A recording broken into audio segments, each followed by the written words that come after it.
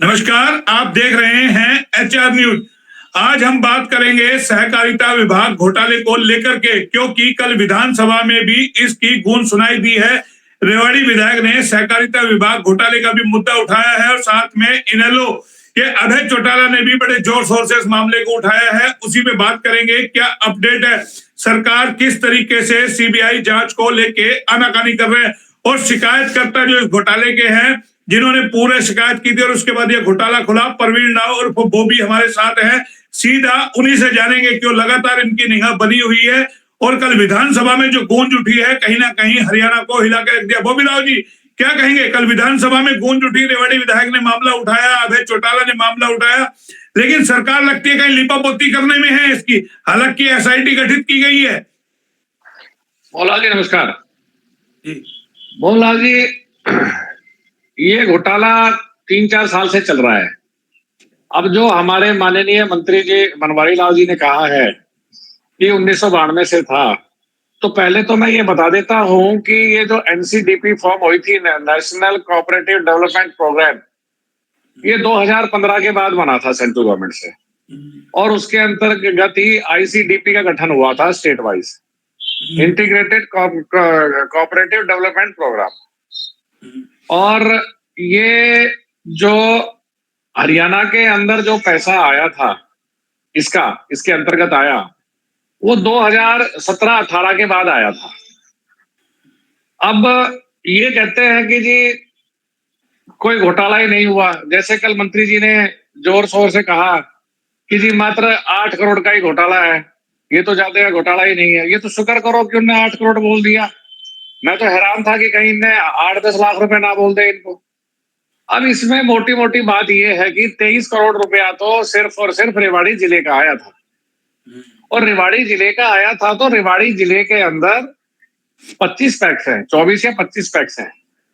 अब 25 पैक्स में हमारे यहाँ के नागरिक, हमारे जिले के वासी, अब पैक्स का मेरे पास सारा डिटेल है कि किस पैक्स में कितना कितना पैसा गया था, तो उस पैक्स में पैसा कहाँ लगा।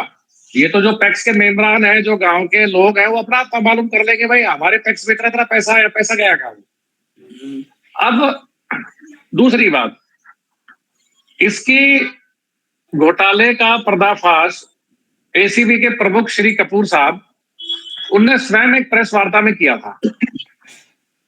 बड़े सीनियर अफसर हैं, ईमानदारी की मिसाल है हरियाणा में। जब किसी महकमे के जो हेड कर रहे हैं वो ही बोल रहे हैं कि ये 100 करोड़ का है और बाद में आया कि इससे भी ज्यादा बढ़ सकता है, और बढ़ते बढ़ते 180 करोड़ पहुंच गया था, तो बनवारी लाल जी ने उस वक्त नहीं कहा कि 8 करोड़ का है, 80 लाख का है, या भाई कितने का है, या है ही नहीं। 2.5 साल तो वो मुझे नकार रहे थे कि भाई कोई घोटाला ही नहीं है, मैं तो खामखा उनपे अपने कोई निजी हित के लिए उनपे इल्जाम लगा रहा हूं मैं। अब वो निजी हित तो चला नहीं कि भाई घोटाला हुआ है। अब एसीबी प्रमुख ने कहा कि भाई इतने का है, तो अब वो करते करते धीरे ही, अच्छा जब घोटाला मान लिया कि घोटाला नहीं हुआ, थोड़ा बहुत हुआ, तो भाई आप लोगों को जो ये आईएएस की 2 आईएएस की परमिशन है, जो कि परमिशन लगाए काफी वक्त हो गया है सीएम ऑफिस के अंदर, तो उनको पूछताछ के लिए या उनको अरेस्ट करने के लिए परमिशन क्यों नहीं दे रहे? परमिशन देनी चाहिए।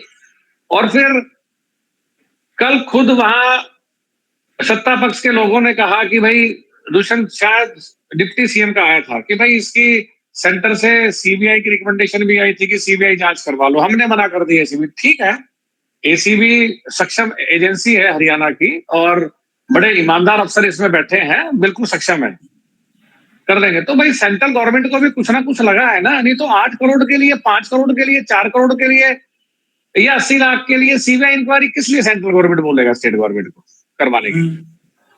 और बनवारी लाल जी तो अब बचाने के लिए उनने तो एक एजेंडा कर लिया कि अपने मंत्रालय से कुछ ऊपर के चुनिंदा अफसरों से साठ-गांठ करके मिलके अब वो सिर्फ इस पे पर्दा डालने की कोशिश कर रहे हैं कि घोटाला हुआ ही नहीं है। नहीं, सवाल मेरा यही है, पहले दिन से मैं आपसे जिक्र कर रहा था कि आपने मामला खोला, 100 करोड़ से 185 करोड़ हो गया, लिपापोती की जाएगी, एम्स शिलान्यास हुआ, वहां पर भी बनवारी लाल जी नजर आए, क्या गूंज सुनाई नहीं दी? क्या लगता है बड़ा घोटाला है इसलिए प्रमोशन कहीं ना कहीं की जाएगी? क्योंकि जिस तरीके के मामले सामने आ रहे, जो बड़े भ्रष्टाचारी है वो बीजेपी के पैरोकार बन गए, यानी कि अब आप बताइएगा, इस मामले को दबाने की कोशिश की जा रही है, विपक्ष लगातार उठा रहा है, आप उठा रहे हैं, फिर सरकार कार्रवाई करने से कतरा रही है। आप कह रहे हैं एंटी करप्शन ब्यूरो कर रहा है कार्रवाई, वो 185 करोड़ मान चुका, ये 8 करोड़ की बात कर रहे हैं, और मीडिया में लगातार अपनी बयानबाजी बनवारी लाल जी कर रहे हैं। लेकिन एचआर न्यूज के कैमरे से क्यों दूर है? एक बार जवाब दे दे आप, और हम उनको सामने बैठा लें, पता चल जाए, दूध का दूध पानी का पानी हो जाए। मोहनलाल जी, पिछले 1.5 या 2 महीने में ही 14-15 अफसरान की गिरफ्तारी हुई है। उससे पहले 13-14 अफसर गिरफ्तार हुए थे। तो जहां पे 26-27 अफसर जहां एसीबी ने गिरफ्तार कर लिए, जिन पे मुकदमे भी दर्ज हैं, जेल यात्रा भी है, कुछ भागे हुए हैं, कुछ की एक दो की परमिशन नहीं मिल रही है, परमिशन मिल जाएगी तो ये और भी बढ़ जाएगा, जो संख्या है अफसरों की और भी बढ़ जाएगी। अब दरअसल क्या है कि मुख्यमंत्री जी ने तो एसीबी को फ्री हैंड दे रखा है, मुख्यमंत्री जी की जीरो टॉलरेंस पॉलिसी है। चूंकि अब मंत्रालय इनका है और साथ में अफसरान, अब बड़े अफसरान पे गाज गिरेगी और मंत्री जी पे भी गाज गिरेगी। तो अब ये ऊपर बैठ के ये अपना कार्टेल बना रहे हैं कि किस तरीके से इस घोटाले को मुख्यमंत्री के पास इसकी ऐसी पिक्चर पेश की जाए कि घोटाला हुआ नहीं है। यहाँ से नहीं, सवाल फिर आता है। देखिए प्रवीण राव जी, क्या लगता है कांग्रेस की तरफ इस घोटाले को, जैसे आप कह रहे हो 94 से जांच कराने की बात हो रही है, क्या इसको डाइवर्ट करने की कोशिश की जा रही है, या इसमें केंद्र के बड़े नेता भी इन्वॉल्व है, उनका भी कहीं ना कहीं रोल है? क्योंकि एक मंत्री का हरियाणा से नाम आ रहा है कि भाई वो इस महकमे के चौकीदार थे और उनके महकमे में घोटाला हुआ, फिर कार्रवाई हो नहीं रही है। अब लीपापोती जो की जा रही है, क्या लगता है इस पूरे घोटाले को दबाने की कोशिश की जा रही है, या फिर थोड़ा बहुत कार्रवाई की जा रही है? 2024 को देखते हुए क्या जा रही है कि हरियाणा में मामला बड़ा ना बन जाए, क्योंकि आगे लोकसभा के चुनाव है, मोदी जी को एक सीट चाहिए, वो लगातार नारे लगा रहे हैं 370 400 पार, लेकिन सीटें आएंगी कहां से? सवाल ये है कि इतने बड़े मामले को दबाने की कोशिश की जा रही है। आप खुद इस खुलासा करने वालों में हैं। अब मुझे लगता है आपके भी पंजे डगमगा रहे हैं, आप भी कहीं ना कहीं चिंतित है कि मामला कहीं ठंडा ना पड़ जाए। जिस तरीके से लीपापोती की जा रही है, इसमें पुरानी सरकार को, पिछली सरकार को इन्वॉल्व किया जा रहा है जी, कांग्रेस के टाइम का था, फलाने का टाइम का था, तो ये तमाम लीपापोती क्यों लग रही है आपको? मोहनलाल जी, लीपापोती की तो मंत्री जी भरसक प्रयास कर रहे हैं पिछले 2.5 साल से, मगर लीपापोती नहीं हुई ना, गिरफ्तारियां हुई है ना, एसीबी गिरफ्तार कर रही है ना, हर हफ्ते 2-4 5 आदमियों गिरफ्तार कर रही है ना एसीबी। अगर लीपापोती तो सवाल, जो महकमे के मंत्री है, पूर्व में हमने देखा है कि महकमे के मंत्री होते थे, उनका इस्तीफा हो जाता था, उसके बाद जांच होती थी ताकि वो हस्तक्षेप ना कर सके। मंत्री पद पे बने हुए, हस्तक्षेप जरूर होगा, सरकार पहले उनकी पैरवी करेगी, सफेद पोस्ट को बचाएगी हर हाल में, और अधिकारियों की गर्दन दबोची जाएगी। सर, बचाने के प्रयास कहीं नहीं हो रहे हैं। अगर बचाने के प्रयास होते या इसको लीपापोती की बात होती तो ये जांच इस स्टेज तक नहीं पहुंचती। पिछले 1 साल से जांच जो है, निरंतर जांच चल रही है और जांच के रिजल्ट सामने, लोगों के सामने आ रहे हैं। अब मंत्री जी घबराए हुए हैं, अब मंत्री जी में भी गाज गिरने वाली है। अब मंत्री जी तो अब अपने क्या कहते हैं कि फेवर के लिए घूम रहे हैं। किस तरीके से मैं इसको कहूं कि नहीं भाई कम हुआ। भाई विपक्ष ने भी कल मुद्दा उठाया, अजय जी ने कल एक बात कही जो लोगों को बड़े गौरपूर्वक सुनना चाहिए थी। उन्होंने ये कहा था कि भाई आप 3 साल से 4 साल से इस महकमे के मंत्री हैं, आप सो रहे थे क्या? आपने इसका ऑडिट नहीं करवाया तो आप कहां पे थे? तो उनकी बात वाजिब थी कि भाई आप सो रहे थे, आप कहां थे? अब इस बात का खुलासा तो मंत्री जी का कोई भी उसमें भी देखिए बॉबी राव जी, स्पीकर ने डाइवर्ट करने की कोशिश की है, बोला सोना और ऑडिट कराना दोनों अलग अलग विषय है। आप ये नहीं कह सकते मंत्री जी सो रहे थे, ऑडिट नहीं कराया, ये अलग मैटर है। मतलब पूरी सरकार, यानी कि जब भी कोई भ्रष्टाचार का मामला आता है, उसको किसी न किसी तरीके से ऐसे डाइवर्ट करने की कोशिश करती है, क्योंकि अभी इनकी पार्टी से जुड़ा हुआ है। वो इस पार्टी में विधायक है बावल से, मंत्री हरियाणा सरकार में, कुछ चौकीदार है सहकारिता विभाग के, और बड़े बड़े दावे और वादे किए गए थे भ्रष्टाचार मुक्त। भाई आपको फिर पर्ची खर्ची की क्या जरूरत है? जब ऐसे मोटे मोटे काम आपको करने हैं, चाहे इलेक्ट्रॉन बॉल को ले लो, चाहे और को ले लो, इस तरीके के सैकड़ों करोड़ के जब घोटाले खुलते हैं तो कौन 10-10 5-5 लाख रुपए में मुंह मारेगा? भाई मंत्री जी, अब ऐसा है जी कि पार्टी की बदनामी तो मंत्री जी की वजह से हुई है, इसमें कोई दो राय नहीं है, कोई शक की बात नहीं है।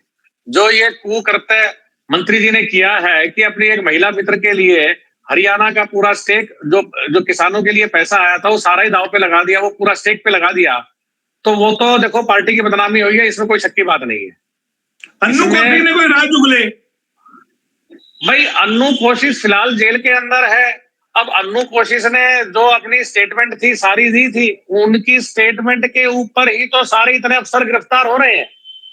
अब मंत्री जी तो सिर्फ सिर्फ और सिर्फ कि भाई अन्नू कोशिश कहीं मेरा नाम ना ले दिया हो या और कुछ नहीं हो गया हो, तो उसको बचाने के प्रयास में है कि भाई अन्नू कोशिश को मैं बाहर निकालता हूं, अन्नू कोशिश को बचाता हूं। अब देखिए, अब ये अखबारों में कल सीएम साहब ने खुद कहा कि इसके अंदर इतने अफसर थे, हमने बर्खास्त कर दिए, 7 या 8 अफसर नौकरी से निकाल दिए, बर्खास्त कर दिए, और अखबारों में गूंज रहा है कि अन्नू कोशिश के वहां फ्लैट है, अन्नू कोशिश की वहां जमीनें हैं, अन्नू कोशिश के वहां प्लॉट है, फलाने अफसर के वहां प्लॉट है, फलाने अफसर के वहां बिल्डर के वहां ये है, फलाने अफसर के यहाँ है।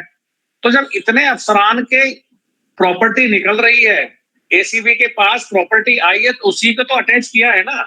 मुख्यमंत्री जी ने खुद कहा है कि एक एक पाई की वसूली करेंगे, तो एक एक पाई की वसूली करेंगे तो इतनी अनाप शनाप। अब आप मुझे एक बात बताइए कि क्या आप समझ सकते हैं कि गुड़गांव में या पंचकुला में या चंडीगढ़ के अंदर कोई 5 या 7 लाख रुपए का या 10 लाख रुपए का फ्लैट मिलेगा? आप जरा बताइए। एक आम नागरिक को पता है कि संपत्ति के भाव जो बड़े शहर है, पंचकुला हुआ, चंडीगढ़ हुआ, गुड़गांव हुआ, दिल्ली हुआ, आसमान को छू रहे हैं। आम आदमी का, मिडिल क्लास की भी रेंज से बाहर है प्रॉपर्टी के बाहर। तो वहां पे प्रॉपर्टी होना तो बड़ी एक, ये तो सरकार ने खुद एक्सेप्ट किया इस बात को। नहीं, बात आपकी ठीक है, बात आपकी ठीक है, लेकिन मामला 2024 का चुनाव की घोषणा कभी भी हो सकती है, लोकसभा चुनाव की। सरकार इसलिए डरी हुई है, एक तरफ सरकार मान रही है कि हमने एसआईटी गठित कर दी, एक तरफ कह रही है 8-7 करोड़ का घोटाला हुआ है। तो ये किस तरीके से उलझाने की कोशिश है? विपक्ष कह रहा है 500 करोड़ से ऊपर का मामला है, खुद विधायक कहते हैं रेवाड़ी के चिरंजीव राव जी, उन्होंने मामला उठाया। अभय सिंह जी ने कहा कि आप सो रहे थे, जाग रहे थे, ऑडिट क्यों नहीं हुआ? लेकिन ये पूरा मामला कहीं आपको नहीं लगता, बार बार हमारी बातें सत्य होने वाली है कि इसको एंड तक आते आते इसको खटाई में डाल दिया जाएगा और पब्लिक चिल्लाती रहेगी और ये सब माल खा जाएंगे, बट जाएगा माल, क्योंकि मामला तो बड़ा संगीन है ये। आप ये मान के चलिए, आज की डेट में पैसा बड़ी ताकत है और पैसे के लिए कोई कुछ भी करने को तैयार है। कल आपने देख लिया होगा शिमला के अंदर किस तरीके से विधायक बिक रहे हैं। वो तो कांग्रेस ने हिम्मत दिखाई कि किस तरीके से उस पार्टी को बचाया है। नहीं, वहां भी खेल कर दिया था, पूरा राज्यसभा में हो ही गया था, सरकार गिराने की साजिश थी। पूरे देश भर में आप देख रहे हैं पैसे की ताकत कितनी बड़ी है। मोहनलाल जी, आपकी बात दुरुस्त है, मगर आप मुझे एक बात बताइए, जो ये 24-25 अफसर सरकार के जेल यात्रा पे अंदर गए हैं और जिन पे मुकदमे चल रहे हैं, कोर्ट में केस है, अभी जो कोर्ट में केस है, तो इनको भी सजा भी होगी, क्योंकि सारे सबूत मिले हैं, डायरेक्ट पैसा सरकारी खाते से निकाल के बिल्डर को किया, प्रॉपर्टी अपने नाम, सबूत है तो जेल जाएंगे। जब सजा होगी तो आज नहीं तो कल जो ये 24 आदमियों पे गाज गिरेगी और जेल जाएंगे, तो क्या ये 2 महीने अब हो सकता है कि उन अफसरों पे सरकार का प्रेशर है या क्या क्या प्रेशर रहा होगा, तुम पे मुंह मत खोलना और कुछ हो, मगर कभी ना कभी तो वो भी तो मुंह खोलेंगे। और दूसरी बात, मैंने आपके चैनल पे एक दिन पहले कहा था कि जो कागज एक बार तैयार हो गए, मतलब कि इंक्वायरी रिपोर्ट तैयार हो गई और इंक्वायरी में डॉक्यूमेंट कोई आ गया, तो वो डॉक्यूमेंट आज की तारीख में निकालना बड़ा मुश्किल काम है। वो डॉक्यूमेंट यहाँ से वहां नहीं हो सकता।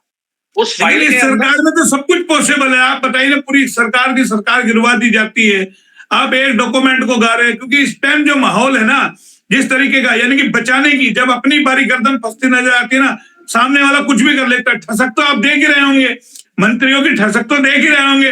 जो 185 करोड़ जिस एसीबी बता चुकी, उसको ये 8 करोड़ बता रहे हैं, तो आप इससे अंदाजा लगा लीजिए कि मंत्रियों में ठसक तो है कहीं ना कहीं, कि सरकार हमारी है, कौन हमारा क्या बिगाड़ लेगा, हम जो चाहेंगे करेंगे, जो चाहेंगे कानून बनाएंगे, जो चाहेंगे फैसला लेंगे, जिसको चाहेंगे मारेंगे, जिसको चाहेंगे छोड़ेंगे। देखो मोहनलाल जी, मंत्री जी अपनी ठसक कुर्सी की कुछ भी रखे, कुर्सी एक सिर्फ 5-6 महीने की रह गई है, जनता सब जान गई है। मंत्री जी अगर चुनाव लड़ेंगे तो ये तो है नहीं चंडीगढ़ बैठ के चुनाव लड़ लेंगे, अगर चुनाव लड़ने का प्रयास करेंगे तो हल्के में तो आना पड़ेगा, लोगों को बीच आना पड़ेगा, तो लोगों को बीच आना पड़ेगा। तो जनता को तो ये साफ पता है, सबको पता चल गया है बॉबी कि राव भाई जी, कितना बॉबी पैसे राव का जी, हुआ है। आम आदमी के बीच बात कौन करता है? मंच पे आता है, अपनी बात करके चला जाता है, जनता को बोलने का मौका कहाँ दिया जाता है? जनता तो इस वक्त अंधी बहरी बनी हुई है, जनता को तो कुछ दिख ही नहीं रहा। जनता मोहनलाल तो जी गलत को चुनाव, गलत मान ही नहीं रही, सही को सही नहीं मान मोहनलाल रही। जनता को तो इस मोहनलाल टाइम जो नेगेटिव चीज दिखाओगे उसमें मजा आ रहा है। मोहनलाल जी, चुनाव के दौरान जनता के पास तो आना पड़ेगा। मंच पे ठीक है, कोई कोई चुनाव है, कोई उद्घाटन समारोह थोड़ी है कि मंत्री जी फीता काटने आ रहे हैं, कोई बात नहीं अरे करेंगे। वही तो हम कह रहे हैं भाई, जनता मान लो इनको वोट ना देगी, फिर तोड़ फोड़ करके आ जाएंगे। अब देख नहीं रहे हो, मेयर चुनाव में आपने देखा वोट मिले नहीं, फिर भी वहां तोड़ दिया। अब हिमाचल में आप देख लो किस तरीके से हुआ है, कि वहां भी किस तरीके से विधायक लोग, भाई कांग्रेस लोगों ने तो कांग्रेस को वोट दिया है ना, अब विधायक ऐसे जाके बिक जाएगा, टूट जाएगा, दूसरी पार्टी में चला जाएगा। जनता किस पे यकीन करे? जनता के पास कोई विकल्प है? आप और हम क्या कर रहे हैं? लगातार उठा रहे हैं। किसी की शर्म आ रही है, किसी की नाक में पानी मर रहा है, किसी को जवाब देने की बनती है, सबने बेशर्माई धार ली। आप क्या कर लोगे? मोहनलाल जी, जब इतनी वही बेशर्मी धार लोगे आप, तो फिर आपका कौन क्या बिगाड़ लेगा? मोहनलाल जी, वही मैं बार बार कह रहा हूं कि जनता को जागरूक होना चाहिए। अब जनता को देखना चाहिए कि कौन तुम्हारा हितैषी है, कौन तुम्हारा दुश्मन है। अब ये लोग जनता से वोट ले जाके एमएलए बने थे, और चंद फायदे के लिए, चंद पैसों के लिए या उसके लिए अगर बिक जाते हैं, तो जनता के सामने इनका चरित्र सामने आ गया है। तो जनता अब आगे जो भी अपना नुमाइंदा चुने, मैं तो आपके चैनल में बार बार कहा है मैंने कि अब ये जनता का बनता है कि भाई अपना नुमाइंदा चुनो, तो ठोक बजा के नुमाइंदा चुनो कि नुमाइंदा तुम चुन रहे हो, और वो नुमाइंदा 4 दिन के बाद या 6 महीने के बाद बिक ना जाए। अब वो नुमाइंदा चुन के भेज देते हैं यहाँ से। अब नुमाइंदा चुनकर जनता भोली भाली है, अब जनता को भी इनकी तरह चालाक होना पड़ेगा। जनता जागरूक होगी, जनता चालाक होगी, तो ये किसी विधायक या किसी नेता की हिम्मत नहीं है कि जनता से बगैर पूछे भाई पाला बदल बॉबी लेगा। राव जी, आप बिल्कुल दुरुस्त बात कर रहे हैं। जनता के पास तो 5 साल में एक मौका आता है, एक दिन आता है वोट डालने का, उसके बाद वो क्या कर लेगा? उसके बाद 5 साल आते हैं बिगड़ेंगे। आज इस पार्टी में बिकेगा। आप बिहार में देख लो, नीतीश कुमार 9 बार शपथ ले चुके, कभी इसकी सरकार में शामिल, कभी उसके में शामिल, कभी इसके साथ गठबंधन, कभी उसके साथ। ऐसे में सवाल ये उठता है ना, इस देश का लोकतंत्र आखिर क्या कर रहा है? क्या किसी को शर्म, हया, बेशर्मी, तमाम चीजें, इस कदर इंसानियत मर गई, यानी कि जमीर इंसान का मर गया कि अब उसको कोई सरोकार नहीं है, सिर्फ सत्ता, पावर और पैसा चाहिए।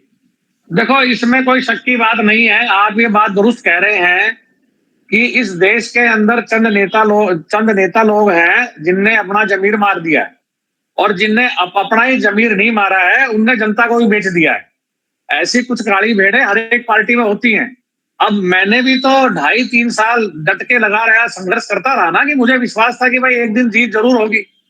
अब उस संघर्ष का फल है, मैं भी अगर पहले दिन छोड़ देता कि भाई नहीं छोड़ो यार, मंत्री है बड़ा, क्या करेगा, 5 साल बाद आएंगे चुनाव के वक्त देखेंगे यार, तेरा पर्सनल क्या लॉस है, जाने दे, कर लिया, मगर उसमें लड़े रहे ना, हम अड़े रहे, उसके अंदर अड़े रहे। तो देखिए, मैं वही कह रहा हूँ, आप कहते हैं सीएम ईमानदार है, पीएम ईमान, अरे भाई ईमानदार हो तो दिखना चाहिए ईमानदारी आपको। आप कार्रवाई करते, इस्तीफा ले लेते, दिखती है आपकी ईमानदारी कि हाँ आपने काम किया है। लेकिन फिर आप दूसरे पर्दे के पीछे से बचाने की कोशिश कर रहे हो। इस्तीफा आप ले रहे हैं, मंत्री जवाब दे नहीं रहा, और फिर नए नए तरीके के एलिगेशन लगाए जा रहे हैं कि हम तो 94 से जांच करेंगे। अरे मामला ताजा अब हुआ है, घटनाक्रम अब हुआ है, आप जा रहे हो इस मामले को घुमाने के चक्कर में। तो सवाल ये है ना कि आपको क्या न्याय मिल पाएगा? आपने इतनी बड़ी लड़ाई लड़ी, उस लड़ाई में आपको लगता है आपकी जीत हो जाएगी? अंत में मेरे पास यही जवाब है कि आप क्या जवाब देंगे? मोहनलाल जी, मैं आपके चैनल पे आज एक खुलासा और करता हूं। जितने अफसरान ये जेल में गए हैं, 90 से 95% जो अफसर अंदर जेल में गए हैं, इन लोगों की नियुक्ति 2006-7 के बाद हुई है, और इनमें से 100% अफसर प्रमोट होके 2015 के बाद ओहदे पे आए हैं। पहले ये इंस्पेक्टर, सब इंस्पेक्टर भर्ती हुए थे, इंस्पेक्टर हुए थे, बाद में यार बने हैं। कोई एक छोटा अदना सा ऑडिटर था, फिर जिला का ऑडिटर बना, फिर स्टेट में गया, फिर डिप्टी चीफ ऑडिटर बना। तो ये पिछले 20-22 साल में प्रमोट होके बने हैं, या 15 साल में बने हैं, ये कोई रातों रात नहीं बने। अब मंत्री जी अपनी एक बेवकूफ भरी बातें करते हैं कि 1992-94 से हर जिस अफसर की भर्ती 2007-8 के बाद हुई है, तो वो 92-94 घोटाला कैसे कर लेगा? भाई मुद्दा तो, बात तो ये है ना। अब ये सिर्फ लोगों को बरगला रहे हैं, मंत्री जी लोगों को बरगला रहे हैं। सीएम साहब की नीयत बिल्कुल साफ है। सीएम साहब की अगर नीयत, चलिए आपको लगता है इस लड़ाई में आपकी जीत होगी? कम शब्दों में, मेरे पास समय का अभाव भी है थोड़ा सा। बिल्कुल बिल्कुल निश्चित तौर पे जीत होगी, निश्चित तौर पे होगी मोहनलाल जी, बिल्कुल। चलिए, बोबी राव जी थे जो उस मामले पे लगातार बात कर रहे थे, लेकिन सवाल ये है ना कि आखिर कार्रवाई होगी तो कब होगी? हालांकि अभी तक कर्मचारी पकड़े गए हैं, अधिकारी पकड़े गए हैं, लेकिन जिनका महकमा है वो कब जवाब देंगे, ये बड़ा सवाल है। फिलहाल आप जुड़े, बहुत बहुत धन्यवाद, और लगातार आते रहेंगे आपके पास इसी तरीके का अपडेट लेने के लिए। आपका बहुत बहुत धन्यवाद बोबी राव जी, फिर आएंगे नए अपडेट के साथ। धन्यवाद मोहनलाल जी।